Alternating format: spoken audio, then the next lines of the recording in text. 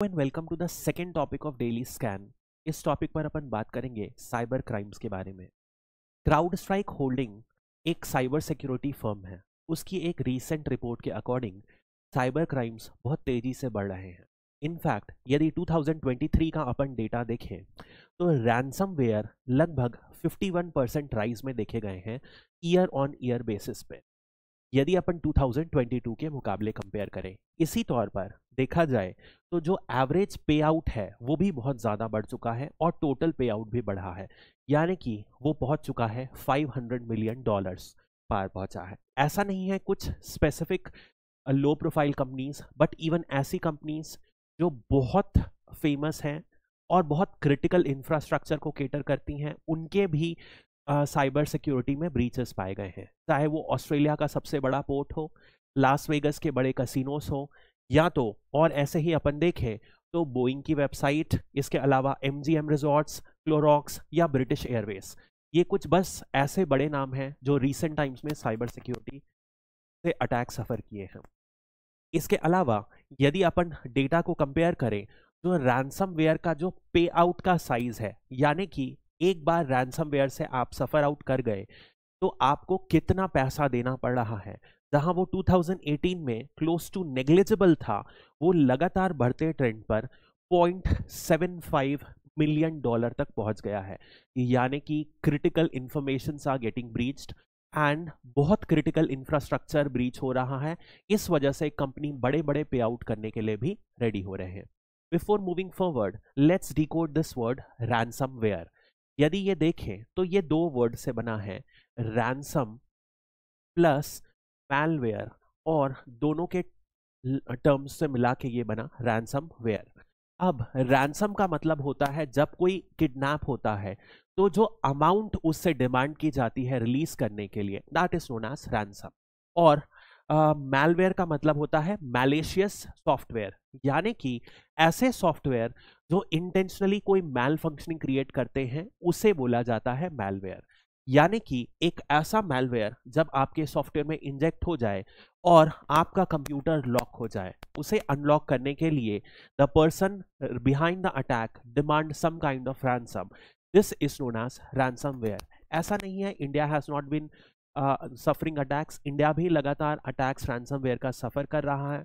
And overall यदि digitally अपन आगे बढ़ रहे हैं, डिजिटल का अडॉप्शन बढ़ रहा है हमारी सोसाइटी में, तो ये एक बड़ा चैलेंज है, not only ransomware but even all kinds of cyber threats and cyber crimes. तो in this video will talk in depth about all this issues.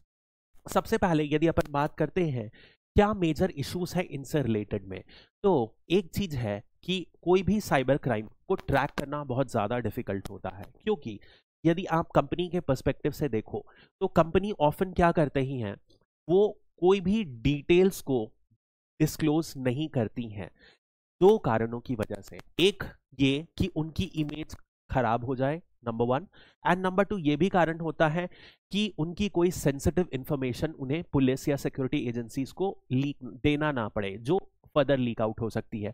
इस वजह से कंपनीज क्या करती हैं, ऑफन जो भी रैंसमवेयर से या साइबर क्राइम से उन्हें फेस करना पड़ता है, कंपनी उसे क्योर करके, उसकी पेमेंट करके सिक्योरिटी फोर्सेस को इस इंफॉर्मेशन को डाइवल्ज नहीं करती है।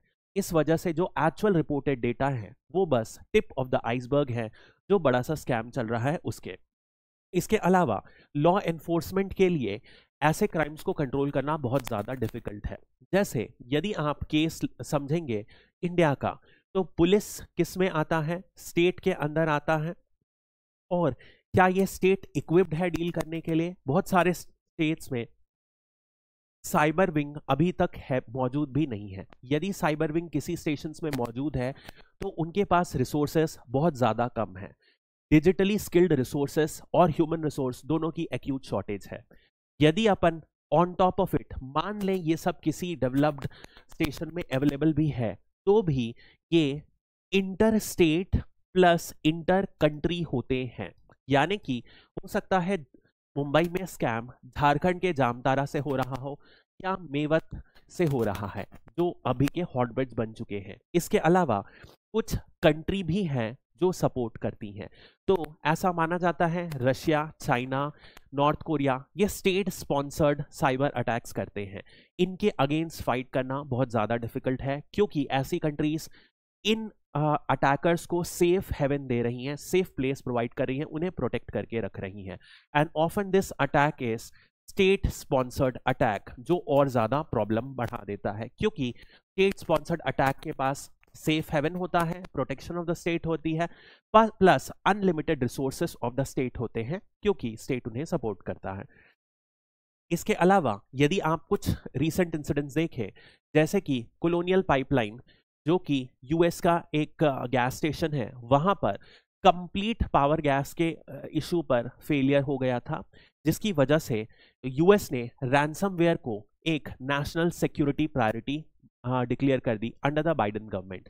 यानी कि क्रिटिकल इंफ्रास्ट्रक्चर यदि पैरालाइज होता है तो इस वजह से क्या हो सकता है, entire economy would derail and suffer cascading influences, बहुत सारे इंपैक्ट सफर आउट कर सकते हैं क्रिटिकल इंफ्रास्ट्रक्चर पे अटैक है। क्रिटिकल इंफ्रास्ट्रक्चर वो इंफ्रास्ट्रक्चर होते हैं इस पर भी यदि अटैक हुआ तो इकोनॉमी में ह्यूज रिपरकशन होगा, जैसे कि पावर, टेलीकम्युनिकेशंस, न्यूक्लियर प्लांट्स, ऐसे कुछ पावर प्लांट्स एक्सेट्रा। यदि अपन बात करें सबसे इंपॉर्टेंट कि टेक्नोलॉजी बहुत तेजी से इवॉल्व हो रही है और स्टेट के लॉस और स्टेट के जो प्रिवेंटिव मैकेनिज्म है, जैसे कि पुलिस, सिक्योरिटी फोर्सेस, उनके पास उतनी तेजी से टेक्नोलॉजी नहीं बढ़ रही है, तो हैकर्स के पास क्राइम करने के रिसोर्सेस लगातार बढ़ते जा रहे हैं। इसके अलावा एक जो मेजर ट्रेंड देखा गया है, जो साइबर एक्सटॉर्शन ग्रुप्स रहते हैं, वो आजकल बहुत ज्यादा जल्दी से इमर्ज आउट हो रहे हैं। इंटरनेशनल एक्सपर्ट्स का मानना है कि ऐसे ग्रुप्स फ्रेंचाइजी मॉडल पर वर्क कर रहे हैं।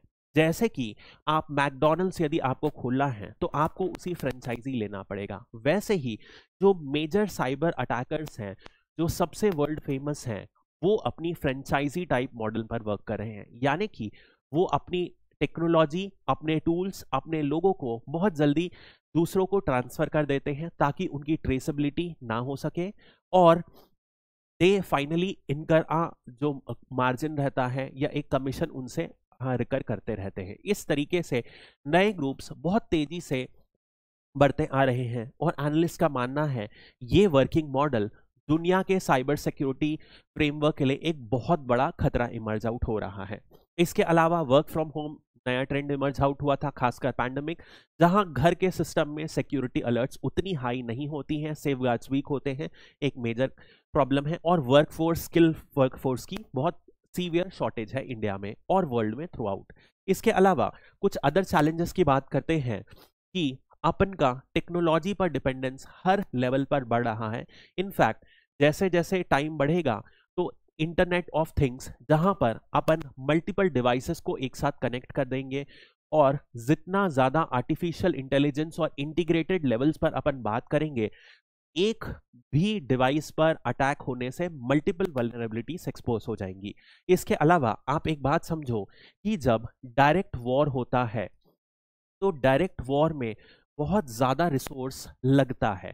इसके अलावा इंटरनेशनल सैंक्शंस की पॉसिबिलिटी होती है, बट साइबर वारफेयर यदि स्टेट या नॉन स्टेट स्पॉन्सर्ड हो तो उसे बाद में डिनाई किया जा सकता है। इस वजह से आप बिना अपने ऊपर कोई भी ब्लेम लिए या अपना कोई मेजर हार्म किए आई एम सॉरी, बिना कुछ हार्म किए you could easily damage your enemies critical infrastructure which will have an impact on economy। इस वजह से ये एक increasing threat है।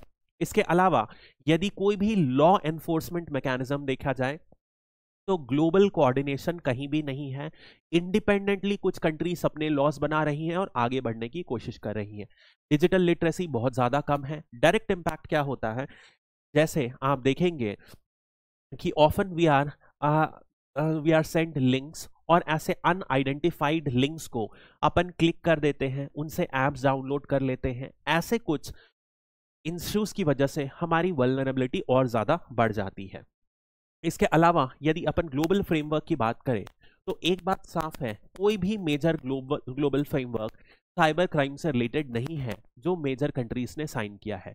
कुछ स्मॉल इनिशिएटिव्स लिए गए हैं, जैसे कि digital Geneva convention recently sign हुआ था, उसमें कोई भी गवर्नमेंट इन्वॉल्व नहीं था, बट कुछ प्राइवेट कंपनीज इन्वॉल्व थी, जिन्होंने ये डिक्लेयर किया कि हम यूजर्स के डेटा को प्रोटेक्ट करेंगे, यदि कोई ब्रीचेस होती है तो हम वॉलेंटरी आके इन्फॉर्म करेंगे और आपस में कोलैबोरेट करेंगे, ताकि साइबर सिक्योरिटी का जो एंटायर ऑपरेटस है वो हाईएस्ट स्टैंडर्ड्स को फुलफिल करे। इसके अलावा एक बुडापेस्ट कन्वेंशन भी काउंसिल ऑफ यूरोप था, उसका इनिशिएटिव है, इसे कन्वेंशन ऑन साइबर क्राइम बोला जाता है। हालांकि ये यूरोप सेंट्रिक है और major countries like India, Russia अभी तक इनका साइन नहीं करे हैं। चाइना भी इस ट्रीटी को अपोज करता आया है। यदि इसका देखा जाए तो ये पहली बार इंटरनेशनल लेवल पर एक ऐसी ट्रीटी थी जो इंटरनेट एंड कंप्यूटर क्राइम्स को रिकॉग्नाइज करता है और एक प्लेज लेता है कि कम करेगा। कम करने के लिए ये कुछ स्टेप्स की बात करता है कि सबसे पहले सारे के सारे मेंबर्स के बीच में जो नेशनल लॉस है उसे सिमिलर टाइप से किया जाए, एंड फाइनली यदि क्रॉस बॉर्डर क्राइम होता है तो इस वजह से इन्वेस्टिगेशन टेक्निक्स और पर अपन ज्यादा कॉपरेट करेंगे, यानी कि पुलिस और जुडिशरी का इन्वॉल्वमेंट होगा और कॉपरेशन के तौर पर एक यूनिफाइड लिस्ट ऑफ क्राइम्स बनाएंगे और कॉपरेशन को स्ट्रेंथन करेंगे, जहां पर mutual recognition of crimes, cyber crimes को किया जाएगा, एंड फिर कन्फ्लिक्ट कॉम्प्रोमाइज करके पनिशमेंट इन्फ्लिसिट की जाएगी। कैसे की जाएगी उसमें थोड़े से डाउट है, इस वजह से इंडिया में अभी तक इसको अपोज किया गया है और इंडिया ने इस ट्रीटी को साइन नहीं किया है। इसके अलावा यदि अपन देखें क्या क्या स्टेप्स लिए जा सकते हैं, तो सबसे ज्यादा इंपॉर्टेंट है अवेयरनेस। जैसे जैसे अपन टेक्नोलॉजी डिपेंडेंट बन रहे हैं, साइमल्टेनियसली हमें साइबर सिक्योरिटी में भी अवेयर होने की जरूरत है, because that is a big threat. इसके अलावा यदि कंपनीज के तौर पर बात करें तो इन्हें इन्वेस्ट करना चाहिए बैकअप इंफ्रास्ट्रक्चर पे। बैकअप इंफ्रास्ट्रक्चर पे इन्वेस्ट करने से दो फायदे होंगे। सपोज आपका डेटा लॉक हो जाता है या अनएसेसिबल रहता है या लॉस्ट हो जाता है, तो you can recover that data, that is the number one thing. And second, यदि आप सोचोगे यदि सामने वाला आपसे रैंसमवेयर की डिमांड कर रहा है, रैंसम की डिमांड कर रहा है, तो इन दैट केस ऑल्सो आप बार्गेन कर सकते हो, अपने वल्नरेबिलिटी को कम कर सकते हो। I am sorry. इसके अलावा आपको मॉक ड्रिल्स करने की जरूरत है, ताकि what steps could be taken in case of attack, simultaneously preventive methods and इस तरीके के मेथड्स को जरूरत है। उसके बाद रिपोर्ट करने के लिए यूएस में बाइडेन एडमिनिस्ट्रेशन ने एक लॉ लाया था कि कंपनीज को मैंडेटरी रिपोर्ट करना पड़ेगा, कोई यदि साइबर क्राइम्स हुए हैं, साइबर फ्रॉड्स हुए हैं, उनके साथ मैंडेटरी रिपोर्टिंग करना पड़ेगा। ऐसे लॉस नेशनल वाइज लाए जा सकते हैं ताकि अवेयरनेस अबाउट द अटैक बढ़े। कुछ टेक्निकल वेज भी होते हैं, जैसे एक तरीका होता है रिंग फेंसिंग। इस तरीके के टेक्निकल वेज को भी किया जा सकता है। रिंग फेंसिंग क्या होता है, जैसे कि this is the most critical infrastructure, let's say this is a power plant. यदि ये पावर प्लांट है तो इसका जो वर्किंग है, मैं इसे मेन डिजिटल नेटवर्क से कनेक्ट नहीं करूंगा। मैं क्या करूंगा, एक एक्स्ट्रा नेटवर्क बना दूंगा जिसको सिर्फ और सिर्फ ये पावर प्लांट के वर्किंग के लिए यूज किया जाएगा। यानी कि इस पावर प्लांट के जो नेटवर्क है उसे हैक नहीं किया जा सकता। एक extra security layer is provided so that if मैं इसके जो नेटवर्क है उसे ओवरऑल नेटवर्क से सेपरेट कर दूंगा। This is the basic meaning. ऐसे टेक्निकल सॉल्यूशंस हैं, एक दो आप इनकॉर्पोरेट कर सकते हो अपने आंसर्स में। यदि अपन इंडिया की बात करते हैं तो इंडिया में क्या स्टेप्स लिए गए हैं साइबर सिक्योरिटी के लिए। यदि पॉलिसी फ्रेमवर्क दिया जाए तो नेशनल साइबर सिक्योरिटी जो है 2013 की है, लॉन्ग ड्यू हो चुकी है। 10 साल में टेक्नोलॉजी बहुत ज्यादा इवॉल्व हो चुकी है, अभी तक नहीं आई है, एक्सपेक्टेड है कि आए। यदि अपन स्टेट्सरी एक्ट की बात करें तो ये आईटी एक्ट 2000 के बारे में है, 2008 में इसे अमेंड किया गया था।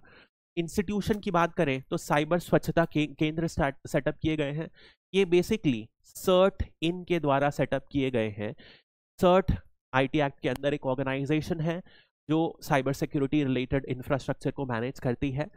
ये बेसिकली इनके द्वारा सेटअप है जो मैलवेयर को कंट्रोल करने के लिए किया गया है, यानी कि किसी के को मैलवेयर चेक करना है तो वो इससे लॉग इन करके मैलवेयर चेक कर सकता है और अवेयरनेस बढ़ाने में हेल्प करता है। ये इंस्टीट्यूशनल मैकेनिज्म है। इसके अलावा साइबर सुरक्षित भारत भी अवेयरनेस बढ़ाने के लिए पर्टिकुलरली 2018 से ministry of electronics and telecommunication के द्वारा रन इनिशिएटिव है। यदि अपन साइबर सिक्योरिटी पॉलिसी की बात करें तो इसमें दो मेजर इंस्टीट्यूशनल चीजों की बात करता है। वो है, सबसे पहला है सर्ट इन, ये ओवरऑल साइबर सिक्योरिटी के लिए रिस्पॉन्सिबल है। बट यदि अपन देखें तो national critical information infrastructure protection centre, ये क्रिटिकल इंफ्रास्ट्रक्चर जो भी इंडिया में रिकॉग्नाइज किया जाता है, ये ऑर्गेनाइजेशन एक्सक्लूसिवली क्रिटिकल इंफ्रास्ट्रक्चर की साइबर सिक्योरिटी के लिए रिस्पॉन्सिबल है।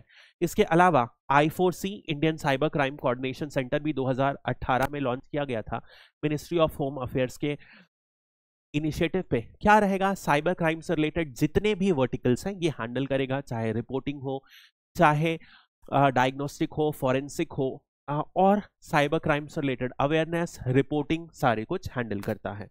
अब जल्दी से अपन एक क्वेश्चन अटेम्प्ट करने की कोशिश करते हैं। MCQ है, मैच द फॉलोइंग। तो just try to attempt this, pause the video, try to attempt this question and then restart this. So जल्दी से अपन स्टार्ट करते हैं। ये अलग अलग टाइप के साइबर अटैक्स हैं, वी हैव टू मैच। तो यदि पहला बात करें डिनायल ऑफ सर्विस, सिंपली यदि अपन बात करें डिनायल ऑफ सर्विस क्या होता है, कुछ भी मैलवेयर को यूज करके यदि जो नॉर्मल फंक्शनिंग है सर्विस की जो भी प्रोवाइड करता है उस सर्विसेज को डिसरप्ट हो जाए, that is known as denial of service. So a deceptive attempt to acquire sensitive information, no, this is wrong. A deliberate attempt to disrupt the normal functioning, बिल्कुल सही। तो इसका ये होगा। नेक्स्ट यदि अपन बात करें सोशल इंजीनियरिंग की, तो सोशल इंजीनियरिंग एक तरीके से आप आसान भाषा में समझ सकते हो जैसे जो होता है OTP स्कैम। OTP स्कैम यानी कि आपसे गलत तरीके से OTP लिया जाएगा या कुछ उस तरीके के अटैक, आपसे डिटेल्स लेके, आपके फ्रेंड बन के, आपके शुभ चिंतक बन के आपसे इंपॉर्टेंट डिटेल्स लिया जाएगा। तो ये नहीं है। आप broad category encompassing various forms of malicious software, नहीं, ये भी गलत हो गया। Manipulating individuals into diverging confidential information, तो दिस इज द आंसर। और performing action that may compromise security. यदि अपन मैलवेयर की बात करें तो मैलवेयर अभी अपन ने देखा था मैलिशियस सॉफ्टवेयर, ये दिस आएगा। A broad category encompassing various form of malicious software. And finally यदि आप फिशिंग देखोगे तो आज deceptive attempt to acquire sensitive information. Phishing के बारे में थोड़ा, आई होप बाकी सारे क्लियर हो। डिनायल ऑफ सर्विस में सर्विस डिनाई की जाती है कोई भी मैलिशियस सॉफ्टवेयर को यूज करके। सोशल इंजीनियरिंग OTP स्कैम की तरह। मैलवेयर कोई भी फर्जी मैलवेयर सॉफ्टवेयर यूज करके आपके नॉर्मल फंक्शनिंग जो भी किया जाता है वो खराब करने की इंटेंशन से किया जाता है। इसके अलावा अपन फिशिंग को समझते हैं। फिशिंग, ये फिशिंग हो सकता है वेबसाइट से हो सकता है ईमेल से हो सकता है SMS से हो, एक्सेट्रा, किसी भी तरीके से हो सकता है। क्या होता है फिशिंग, उसके बारे में अपन समझते हैं। अब can you see that this is a mail जो Amazon की तरह से दिख रहा है, लेकिन आप कुछ इस मेल के बारे में डेप्थ में जाएंगे तो यहां पर Amazon लिखा है बट इसके ईमेल में management.mazon है, MA गायब है, यानी कि ऑथेंटिक Amazon नहीं है। इसके अलावा आप देखोगे यहां पर Amazon की लिंक दे रखी है, बट यदि आप उसे ड्वेल करके देखेंगे तो ये एक दूसरी वेबसाइट पे आपको रीडायरेक्ट कर रहा है, यानी कि एक ऐसा ईमेल या वेबसाइट जो ओरिजिनल नहीं हो बट ओरिजिनल की तरह प्रिटेंड करता है, दिखता है, और इस वजह से आपको फेक अपनी इंफॉर्मेशन डाइवर्ज करने के लिए देता है। That is the meaning of fishing. जैसे कि आप कोई भी net banking, suppose online SBI use कर रहे हो और ये वेबसाइट HTTPS इस तरीके से जो भी वेबसाइट है, बट इस वेबसाइट की जगह HTTP ना हो और O यहां से मिसिंग है, बाकी सब सिमिलर हो, तो आपने जब इसमें यूजर नेम पासवर्ड डाला तो you dwell your critical information on this website. This is known as phishing, जहां पर ओरिजिनल दिखने वाले वेबसाइट की तरह डिजाइन किया जाता है और आपकी इंफॉर्मेशन को एक्सट्रैक्ट किया जाता है। This is about fishing. That is all about cyber security. Be updated on this topic. इनसे रिलेटेड क्वेश्चंस आप जरूर आगे टाइम पर एक्सपेक्ट कर सकते हो, प्रीलिम्स में, मेंस में। GS3 में सिक्योरिटी में, इंटरनल सिक्योरिटी में डायरेक्ट टॉपिक है साइबर सिक्योरिटी पॉलिसी 2013 के बारे में। तो प्रीलिम्स प्लस मेंस दोनों से रिलेटेड क्वेश्चन आप एक्सपेक्ट कर सकते हो। That's all for this topic. Thank you.